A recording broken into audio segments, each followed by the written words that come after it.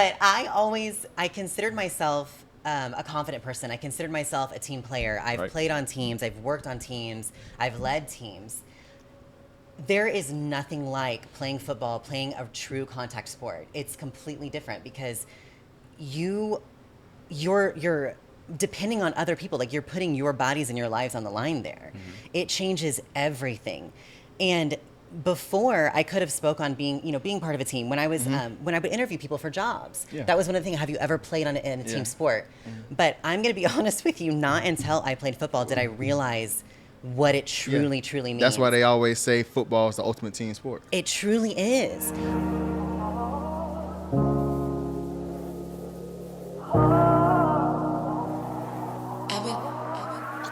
I done been through so much shit you couldn't fantasize it. Trying to speak on what I lost, but I could never find it. I'm sorry if I get that love that I Welcome back to Opinionated, the podcast. I am your host, Joshua Hicks, and alongside me, as always, is my brother from another mother, Ree Washington. And today we are shooting from none other than where? Ale House.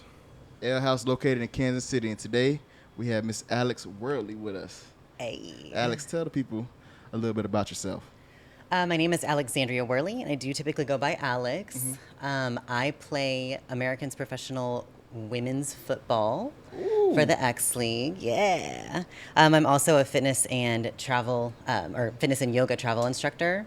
I'm an entrepreneur. Okay. Tell us a little bit of how you got into football, because that is not a common thing. It's not. I mean, especially because I didn't grow up playing football. Mm-hmm. That just wasn't really an option back then. It just wasn't, there really wasn't any opportunity there. But I was a dancer, so I've always been athletic. I've always been super active. And to tell you the truth, I'm 33, so when I turned 30, I made a lot of big changes in my life. I didn't want to really stick to societal norms anymore. I changed a lot of things, relationships. I changed my job. I actually quit my job and became an entrepreneur. And then the opportunity came to play football when I heard that Kansas City was going to be the expansion team for the S2EP League, which is formerly the LFL. So a lot of people have heard the LFL. The Lingerie Football League? Yes. Yes, okay. So I said, well, why not? What's stopping me? Why not? And I mean, like, what was your first experiences going through? Because obviously, you might have played catch growing up, but you never, actually put on the full equipment. No, and barely played catch. I mean, barely played catch. But it was different. It was nerve-wracking. I was more excited than anything because I love a challenge, especially physical challenges. I mean, in the gym, everything. So it was more exciting. It was a little nerve-wracking, like, okay, am I going to be able to catch a ball? I'm going to get hit. I'm definitely going to get hit, especially being on offense. I really wanted to play defense because I am strong and quick. That's the best side. Yeah, right there. You played defense. I played offense, people. Yay. So right here, I play both. I play both sides of the ball. Okay. So initially, it was nerve-wracking. Walking into tryouts, really not knowing what to expect was really nerve-wracking. But I just kind of took the bull by the horns and thought, if I'm going to fail, I'm going to fail really big. Quick question. Did you get any criticism with it? Absolutely. I feel like nowadays it comes with everything because you do. They'll always say, oh, that's so unladylike. Yes. Right. So I got both ends of the spectrum. So I had people that were really supportive, but I had a lot more people that laughed, a lot more people that even said, what are you thinking? Right. There was a lot of women that were really against it. Like, women shouldn't be playing tackle football. Why don't you, No, you can. I didn't mean to cut you off. I think it goes back to, I forgot who exactly said it, but it's on like a little clip or a podcast, and it was just like, that's people trying to place their fears upon you. Yes. And so I really think that kind of goes hand in hand. Like, fears and beliefs, yeah. People are always going to try to put that on you, and you just have to make your own decisions, which I absolutely did. And did you always get like the backhanded compliments from a man where it was like, oh man, you play football, cool, but that's not real football. Like, yes. You guys can't play it as well as men. Yes. Still to this day, we still get that. I say we, every single woman on our team gets that. We've even got it from our partners, from either husbands, boyfriends, that it's not real football, or, oh, that's cute, right? Or a challenge. They'll challenge you to something. And what is your response? Watch me. Yeah. Yeah. Yeah. I mean, one of our coaches was looking for some sponsorship. Right. We were thinking about putting some tournaments together here since our season was canceled. I think you guys, it's kind of known now, our season was canceled again because of COVID-related issues. And so he was looking for sponsorship to see if we can throw some tournaments together. And the gentleman that said he was interested, he's like, yeah, I got to see these girls play first because I don't want it to be like powder puff. So he still wasn't quite sure what it was going to be. Then saw footage from our practices, saw footage from one of the scrimmage matches that we had in Atlanta. And he was all in. Yeah, He's like, these because- girls, they're real athletes. Because me, initially, I think back to the Lingerie Football League. Like, when I was in high school, you know, you'll see it on TV. As a man, as a young man at that point in time, it was like, we're more so looking at the women, not really respecting them actually playing football. But you guys do the nitty gritty, hard work, just as a regular all male football team. So I mean, just see how far y'all came. Just to spin the block again, you had said that, you know, significant others, partners, you know, the support was kind of within the who you think, you know, you think certain people support you in a ways, and you said that, you know, you get the little comments from them. Like, does that change your way on? Does that change their perspective? Does it change your perspective on, like, you know how support work nowadays? They only do it when it's beneficial. So Exactly. does that change the way you looked at your friends, and like, do you still communicate with them? Or? It's like conditional love and conditional support. Right. I don't look at them any different because I don't have any expectations. Correct. They're going to believe what they believe. What it did do for every single woman on our squad, something that we do every so often is we go around at the end of practice and we'll talk about our whys. Why are we doing this? And it helps us support each other and also see where we're at. And one of the things that every single one of us has said is that it pushes us that much harder. It pushes us, especially for the women that have children. We want to, well, I say we, I don't have a child, but we want to show them that it doesn't matter. Like, it doesn't matter what they think. Yes, Daddy might think this is kind of silly, but I get to do something for me and I get to pave the way for you. So for every single one of us, it has made us work that much harder. Yeah. And we are. It's like we're proving a point not just to ourselves, but to society as a whole, and paving the way for this next generation. Yeah, because I mean, it's definitely is a new era, because you and I spoke off camera where we were stating women empowerment movement is no longer a movement, it's here. It is. It's arrived. You see women doing, you know, occupations that for so long were mainly men like occupations, but now you have women playing football, you have women leading these, you know, major corporations and things of that nature. So I think now a lot of young girls, when they see you guys, they're looking up to you like, okay, I can go play Pop Warner football. Like, where back in like 10 years ago, dads would have been like, I'm not letting my little girl go out there and play. And it's like, no, she It's can do it changed. too. I mean, just to be transparent, like, we both play football. You know, I think it kind of shapes who you are. Like, it gives you that extra drive, that extra urge. Like, I could do this. Like, no, we got to give 110%. Like, I know that if this happens in football, I could take this same aspect, you know, and put it in my everyday life, you know, job-wise, Exactly. friend-wise, everything. Do you feel yourself taking bits and pieces of football just alone, because it does shape you? You do it on a daily. Do you feel as if you start to take stuff like that and, you know what I mean? I absolutely do. And even though I didn't start until I was 31, right? Age ain't Hey, Right. hey, that recovery time makes a difference though.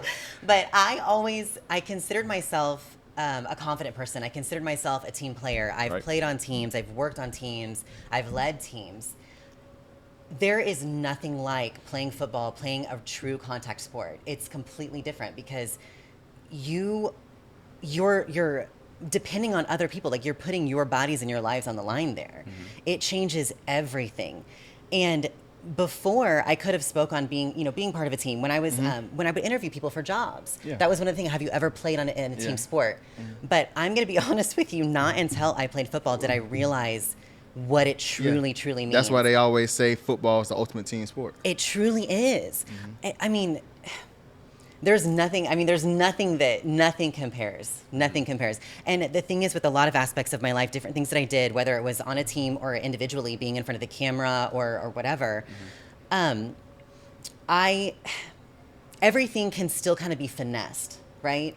There's certain things that you can kind of fake. You can be in a job interview and you can still finesse it enough to show something, right? Right. Or pretend whatever. And then you can make it up later. You can learn how to do it later. You can say, yes, I can do this, and you can learn how to do it. Football, there is no room for error. There's no room for error. You cannot fake and finesse that. It is working on and off the field. It is that trust, that team effort, but it's that true grit that really, it's changed my life. It changes the way that I think about things. It changes the way that I work. It changes the way that I work with people. I think it makes you stronger with your sisters, you know, who also play. I think for me, like that brotherhood, like, look, granted, I don't like the dude who across the line from me right now, you know what I'm saying, off, you know, outside of football, but like right now, I got you. Exactly. I mean, You have to hold each other accountable. Right. Like that's like Exactly. one of the few sports, you know, in life where it's like if I don't do my job, I can risk everything for the rest of the team. If I miss my block, this play doesn't work. right. And somebody can get really hurt if you miss it. Exactly. So you have to be on your A game. I mean, so what would you say to like young women, young girls growing up today, you know, who have aspirations of not only just playing football, but just trying to do anything that's not the norm? Don't be scared and just go for it. I mean, fear's always going to be there. You're always going to have nerves, but don't be afraid to reach out and ask questions. That's something, and don't be afraid to change. Even if, so for me, not having someone there that played football, I didn't have a woman that I could go to that I could ask for advice or some guidance. But what I can do is reach out, even if it's my mom or somebody, reach out and say, this is what I need, you know, and reach out. Now we've got social media. We didn't have that growing up. Yeah. So now you can reach out to someone like me, DM me, and ask those questions. Ask if you can come and watch. Ask if, you know, whatever it is. Reach out and find those mentors, and don't be afraid to ask the real questions. But then also, don't be afraid to change, because I feel like that's something, especially growing up, that we feel like once we pick a certain route, we say we like a certain kind of music, or I want to be this when I grow up, and then you change your mind, you're afraid to tell everyone, because then you're afraid that they're going to be like, oh, you're fake. This is what you want to do. You want to do this now. Why? Forget them, right? We are constantly changing. We're constantly evolving. Look, I didn't play football until I was in my 30s. And not having that fear of change and just going for whatever it is at that point in time and going all in. Do you believe like football was the opening for you to try new things in life, just growing as a person? Like, yeah, okay, you were 33, 33. and you started playing football. Do you say, okay, you know what, I'm trying something new for the first time in my life. I might not be good at it, but I'm trying it. Now that you have succeeded, obviously, is that opening the doors for you to try other things in life? It does. That's a good question. Yeah, it's a brilliant question. It opened up, because that's such a physical thing too, it opened up that mental aspect of, you know what, I did this, why not go ahead and try this? And I think even more so my age, not being afraid of that, saying, you know, age is anything but a number, but that's so true. So it's never too late to start over or start something new. I feel like that's what it really instilled in me, is that it's not too late. So thinking like, oh, I'm already in my 30s, it's you know, I don't like this, but you know what, I'm just gonna stay in this job. Yeah. It's not too late. Because, I mean, at age 16, you would have never told yourself that you were playing football. No, never. People put timelines on their own life. You know what I mean? Yes, and that's a Deadlines. societal norm that we don't need. Right. We've got to break away from that. We've got to break away from those timelines or those you should be's, right? By this age. Yeah. Yes. Most of the time, people who do that, they're not where they want to be at that age. Precisely, and they're putting that on you. So once we start to see that, Right. But why And do you that's think where the society does comparison that, though? comes into play. What'd you say? I said, why do you think society does that, though? Why do we limit ourselves that, oh, at this age, I have to have this, I have to have that, and if we don't do it, it's like, oh, we failed. I think it's the system. I say it's the system. Kind of like, you know, you graduate high school, you go to college for 4 years, just kind of how you explained it in prior episodes. So it's like these 4-year marks, and society's like, okay, by this age, well, they say by 18 you're an adult, You're an but adult. most of the time you're living back home, you know what I mean, because you're not an adult yet. And then most of the time, 23, 24-year-olds are still at home sometimes because they do not have it life figured out. Especially now. I mean, it's the new norm. I mean, you have 24, 25-year-olds who are at home or who aren't married, where 15, 20 years ago, they were married and probably had 3 kids already. And it's like, right? We don't live in that Yeah, age exactly. anymore, though. But I do have to commend this new generation, as crazy as it sounds, because I know they're doing a lot of different things that maybe we're not used to, but I commend them for the fluidity. Even with like gender fluidity, all of that, like they're taking it and saying, you know what, you guys are unhappy. They're seeing the unhappiness, Right. and especially like the baby boomers, for example, they went along with the societal norms, and they're not happy, and they're just now. Some of them are just now starting to live their lives. Yeah. So this younger generation are coming in and they're like, I do not want to be like that. I don't want to live like that. So they're choosing not to make the decisions. And they make it quick. Yeah. They'll let you know, like, I'm not happy doing this. Yeah. I'm switching. And it's like, oh, okay. Like, where almost like for us, it might have been a fear, like, okay, I went to college for 5-6 years. Okay, I got these degrees. Oh, wait, I don't really want to do this. But you're kind of nervous because you spent this money on getting that degree. Where these Exactly. kids now are like, nah, it's not for me. And you feel like a quitter sometimes too, because again, the older generations, like, you can't quit this, stick to it. You got to stick to this. You have to grind. It will work Why? out. Yeah. You don't necessarily have to. Find something you're passionate about, find your bread and butter, make sure that you're making money so you can fuel your passion. I also think you gotta take that with a grain of salt because I feel like people they quit it just because it gets hard, Yeah. or they quit it just there because. are some, for sure. I mean, sometimes you gotta put that work. You have to put years into it. One thing I say is like sometimes 1,000 steps is one step. You know what I mean? And I think nowadays people be like, oh shit, I take 10 steps. I should be on level 10. And sometimes it takes 2 years just to level up once. You know what I'm Truly. saying? Or open more doors and stuff like that. So I think you have to take that with a grain of salt and not just get to that point. It's like you could just say fuck it with everything. You know, you could just be like, oh, forget about it. Like sometimes you have to put time into it. Absolutely. And then you see like major CEOs and you see like people in big positions and look how old they are. And look how long they were doing it for that position right underneath it. They had it for about 10, 11 years.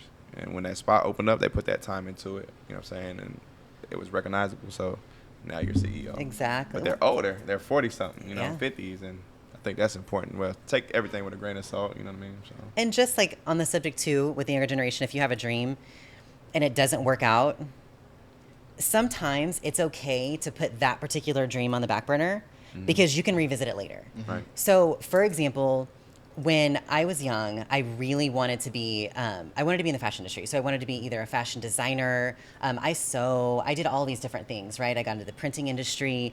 And there was a couple of times where my dreams were kind of ripped out from under me. There was different things that happened within my family, and I had to put it on the back burner. But rather than just scratching it and saying, okay, well, I failed, I can't do this now, I'm just now starting again. Like, I'm getting ready to launch a clothing brand. And I'm so excited. I've been grinding on the low, and I'm so excited. This is my baby. And it took this long, and it's okay. You know, you have to work at other things, and there's going to be other dreams that come up, or other things like fitness. You know, jumping into fitness was one of the best decisions I ever made. You know, was it my dream growing up? Absolutely not. But you know what? It's fueling this next dream, right? I mean, tell us a little bit more about this fashion.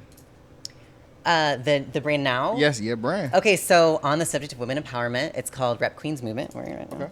RQM. RQM. Yeah. So just really representing the queens that we are. It's going to be an athleisure brand. So comfy, but still fashion forward. You don't have to be some crazy, you know, gym rat to wear it. But there will be gym attire, yoga clothes, things like that. But it's all just geared towards women empowerment. Is it women and men? Are men able to purchase like shirts and stuff like that as well? This will just be for the queens. Yeah. Well, Now, we queens too. Hey! We queens No, too. actually, Rep Kings Movement is already a brand. Right. So yeah, repkingsmovement.com is already going incredible clothing, but this is the partner, the queen aspect of it. I got you. Yeah, we gotta have something for the ladies. I'm a bad bitch. Hey, yes you are. Baby, yes you are. No, that's awesome. But like, it seems like everything is starting to come full circle for you at, 33 years old, where it's like you're trying football, you have your company. It's like, what else can't you do? Like what? Like it seems like nothing's going to stop you now from doing what you want to do. I refuse. I mean, the thing is it's never really a failure. It's just a lesson, right? So if you try something and it doesn't work out, either regroup and try another route, or couch it for a little bit, move on to something else. I mean, it's totally up to you. Yeah. But not dwelling on something like a failure that's the key. Because you really can do anything you set your mind to. I know that sounds so cliche, but it's true. I mean, you touched on earlier too, women really taking over these male-dominated industries. They are. That's something we talked about off camera. Is this project, we're calling it 12 Strong Women. Okay. So calendar, think about a calendar, 12 months in a year. So each month we're highlighting a different woman, especially in male-dominated industries, but really just strong women altogether. But I mean, we have, a woman in the construction industry, a firefighter, a police chief, these incredible women. And in this project, we're showing not just their strength, not just the struggles and the barriers that they're overcome, but the beauty in all of that. Right. And we're partnering with Girls on the Run. So empowering that next generation. And we're going to their events and their 5K, and we'll be speaking to the girls about the things that they can do and showing them, look at these amazing women, and this is what you can be. You don't have to just fall into certain professions or whatever. You can do any of these things. Because I almost felt like growing up, we always just say, oh, I want to be president of the United States. Me, I never had saw a black president. So it's like, you say it, but it's, it's probably highly unlikely until Obama came. Now we have young women who can say, I want to be president, because now they do see a woman vice president, and eventually, probably in the next, They see the potential. the next 8 years, we'll have another a woman president. That's the goal, is to show them, and to show too, when we talk about the gender fluidity and all of that, showing just because you have a certain job. So let's say a football player. You don't have to be this big masculine woman. You can throw on heels on Saturday and then go play your game on Sunday. You can throw on your cleats, right? So showing that you don't have to choose a certain look, or you don't have to look a certain way to do those things. You can be this beautiful woman in whatever that means. Whatever that means to you, and have the profession that you want to do, and use the intelligence and do whatever it is that you want to do. And I think it's even switching as far as males go too, because now you have Carl Nassib for the Raiders, who came out openly gay, first openly gay NFL player in history. I mean, 5 years ago, I don't think that could have happened. Right. I think now, though, even when we were in the locker room, we might have felt like somebody may have been gay or whatever the case may be. But it was still like that stigma, like, ooh, this is going to rock the boat. But now it's like, nah, man, it's okay. We accept you for who you are. You're coming in here to do a job. Who you are outside of this job, that's none of our business. So I see it happening with men and women. Just everybody, like you said, gender. It's the just fluidity, yeah. Let's normalize that. Let's normalize the acceptance. Like, doesn't matter what you do, you are incredible at this, right? Exactly. Just self-respect now. Like, it seems like now people are starting to love each other a little bit more. And in the times where it seems like it's a world full of hate, but now we're starting to accept, and people are starting to wonder and say, okay, I love you for being you. And I think that's what we need. Wash out the hate.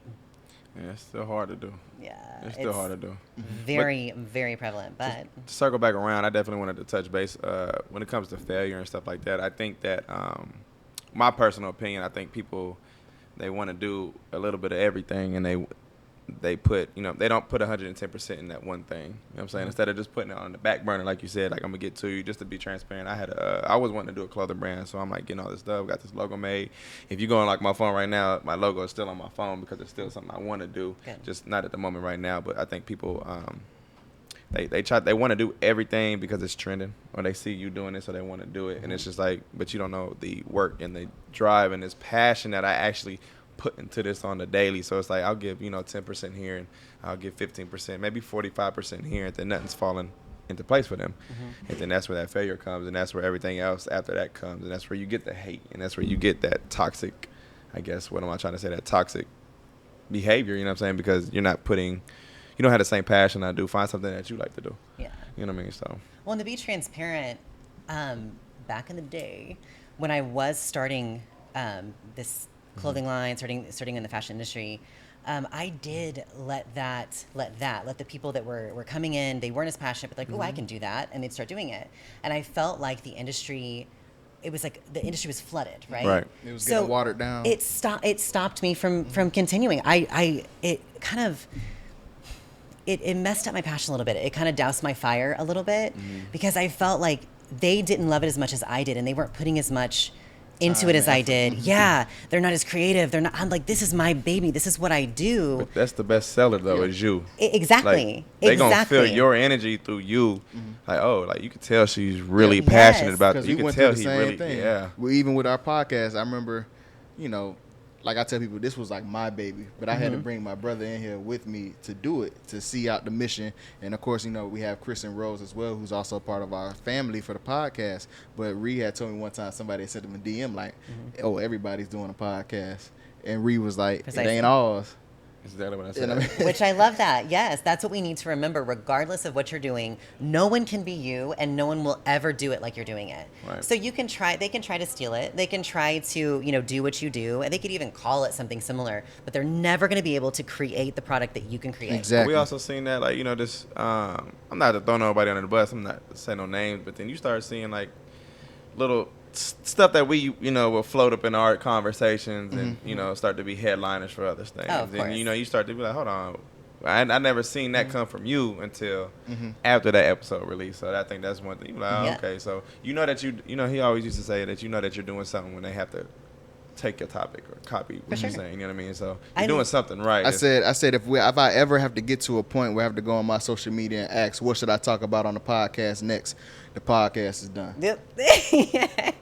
I hate to even say this because I wrote a ton of episodes for a podcast that I was ready to launch, and I was talking to someone in confidence about it, and I was getting an opinion, and that person It's aired already. literally the next week called it everything, like used my words, and took someone else and had this other female very similar to me as the co-host. Oh wow. And you It look at 'em broke and- my heart. I was like, you've got to be kidding me. But it kind of fueled my fire too. And I just Right. revamped.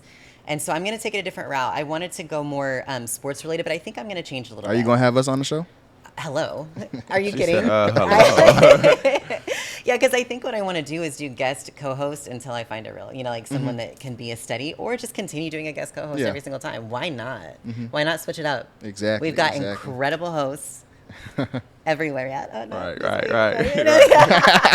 Yeah, that's the man, the myth, legend right there. So Alex, I mean, Guy. this conversation has been, you know, great. Just tell us a little bit of how people can get in contact with you. So, my website is mindbody-spirits.com. Or you can find me on Instagram or, of course, on Facebook, Alex_Whirley. It's WHIRLEY_football.